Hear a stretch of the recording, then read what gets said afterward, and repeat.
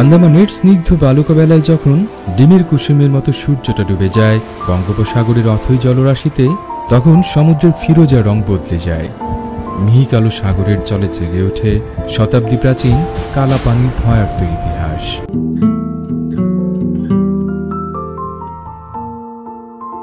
ভূতাত্ত্বিকদের গবেষণায় জানা যায়, আন্দামান ও নিকোবর দ্বীপপুঞ্জের জন্ম 14 কোটি বছর আগে। মিয়ানমার থেকে ইন্দোনেশিয়া পর্যন্ত তখন ছিল বিস্তীর্ণ ভূমি। আসামের নাগা ও লুসাই পর্বতমালা এবং ইয়াঙ্গুনের ইয়োমা পর্বতমালার সম্প্রসারিত অংশে আন্দামান ও নিকোবর দ্বীপপুঞ্জের উৎপত্তি। এখানকার মাটি 6টি স্তরে বিভক্ত। সর্বপ্রাচীন মাটি 10 কোটি বছরের পুরনো এবং নবীনতম মাটির বয়সও প্রায় 10,000 বছর। আন্দামান ও নিকোবরের মোট আয়তন 8,250 বর্গ কিলোমিটার।